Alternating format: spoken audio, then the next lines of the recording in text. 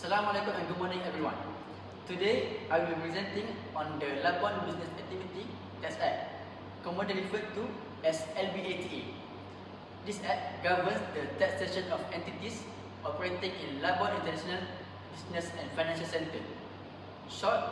In short, Labuan IBFC.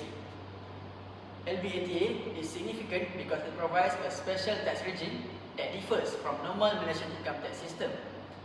It is designed to attract international business while ensuring transparency and compliance with global tax standards.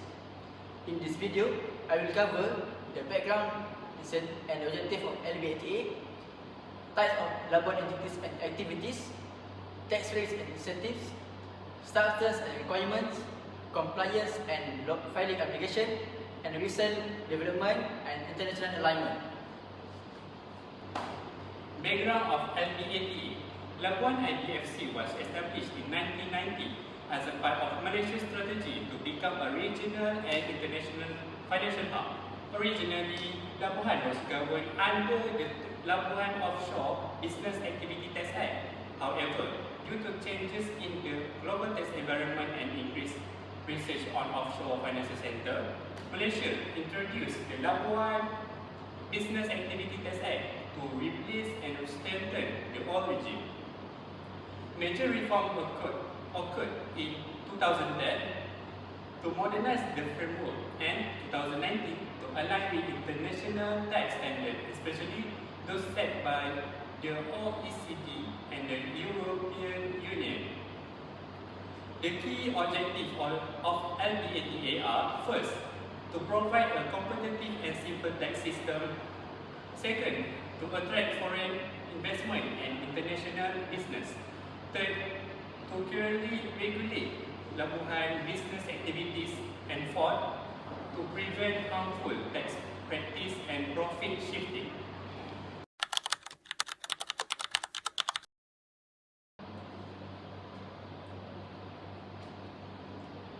Scope and type of Labuan entities. LBATA applies to specific entities known as Labuan entities. These include Labuan Company, Labuan Limited Partnership, Labuan Limited Liability Partnership, Labuan Foundation, Labuan Islamic entities. These entities must be registered with the Labuan Financial Services Authority, Labuan FSA. Each entity can conduct Labuan business activity but must comply with both LBATA and Labuan FSA regulation.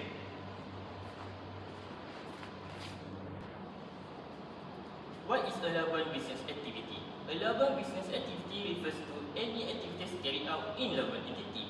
Examples: banking and financing, insurance and reinsurance, fund and asset management, leasing and factoring, trading and import or export, investment holding, e-commerce and management, and professional services. LBATA distinguish between two: trading activities and non-trading activities. Trading activities, active business operation. Non-trading activities, passive income such as dividends, interest and royalties. This distinction is important because tax treatment differs for each category. Substance requirements. One of the most important change introduced in 2019 is the economic substance requirements. This was introduced to ensure that Labuan entities are not Malaysian companies conduct real business activities in Labuan. To meet substance requirements, a Labuan entity must have a physical office in Labuan, employ a minimum number of full-time employees in Labuan, incur minimum annual operating expenditure in Labuan, conduct foreign income generating activities CIGA in Labuan. Example of CIGA: insurance, underwriting and claims management, leasing, negotiating contracts and management, asset, fund management, investment decisions and risk management. Failure to meet these requirements results in loss of LBATA tax benefits. There are three types of tax rate under LBATA. First, Labuan trading activities. For trading activities, a Labuan entity may be taxed at 3% on audited net profit. Previously, company could choose ARN20,000 flat tax, but in this option has been restricted or removed for a certain sector after 2019. Second, Labuan non-trading activities. non-trading activities are tax exempted under LPATA. For example, dividend income, interest income, and royalty income. Third, non-compliance consequence. If a Labuan entity fails to sustain requirement or conduct non-Labuan activity, it will be taxed under the Income Tax Act 1967 at the standard 24% corporate tax rate. This ensures Labuan is not used for tax avoidance. Comparison between LPATA and Income Tax Act ITA 1967. Under LPATA, there are low tax rate, simpler tax computation, and focus on international business. In the other hand, under ITA 1967, there are higher tax rate at 24%, more complex tax rule, and applies to domestic Malaysian company. This comparison highlights why Labuan remains attractive, but only for genuine operation. Tax filing and compliance. Labuan entities must comply with several obligations. Submit annual tax return, prepare and submit audited financial statement for trading entities, maintain accounting record in Labuan, report compliant with substance requirement. The tax filing deadline is generally 31 March of the following year. Non-compliance may result in penalties, loss of tax incentive, reclassification under ITA.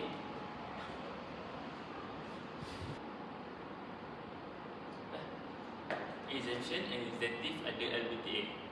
Besides low tax rates, Labuan IBFC offers various tax exemption and incentive under LPTA to attract international business. Key incentives include no withholding tax on dividends, allowing profits to be distributed to foreign shareholders without deductions. No capital gains tax on the devolution of share, investment, and certain assets.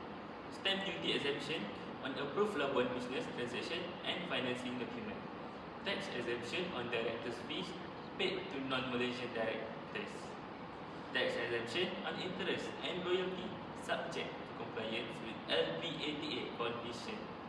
Special incentive for Islamic finance, including Islamic banking, takaful, sukuk, and Sharia compliant leasing. These incentives make Labuan a cost efficiency and competitive financial center, but they are only available to entities that meet economic substance and regulatory requirement. Recent deployment and global compliance. Labuan's tax regime has been reformed to align with international tax standards and promote transparency. Key drivers include QECD BEPS action plans aimed at preventing profit shifting and eliminating shell companies, resulting in stricter substance requirement, enhanced reporting, and stronger regulatory oversight. EU Code of Conduct on Business Taxation, which led to revision of preferential tax treatment, restriction on certain transactions with Malaysian residents, reduction of ring-fencing practice. Labuan entities must now maintain proper record, submit annual substance compliant report, be subject to audit and information exchange with foreign tax authorities. Overall, these reforms ensure that only genuine business benefit, strengthening the credibility and sustainability of Labuan IBFC.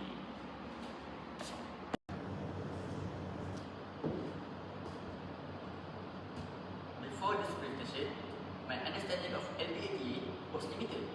I only knew that Labuan offered low tax rates, but I did not fully understand the difference between trading and non-trading activities, or the importance of economic substance requirements.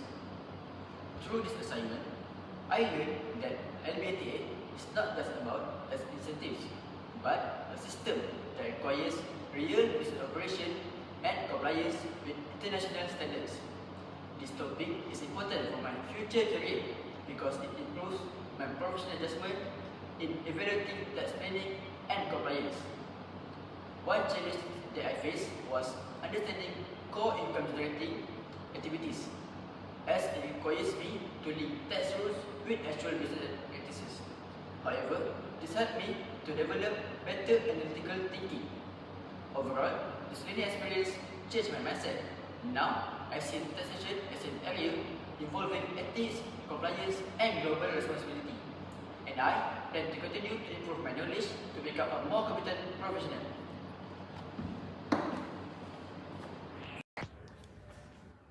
To conclude, the Labuan Business Activity Tax Act provides a competitive, structured, and internationally compliant tax regime for businesses operating in Labuan IBFC.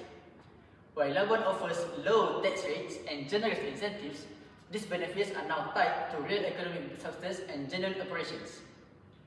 Entities that comply can enjoy significant tax advantage, while those that fail will be taxed under normal Malaysian tax system. Thank you for your attention and Assalamualaikum.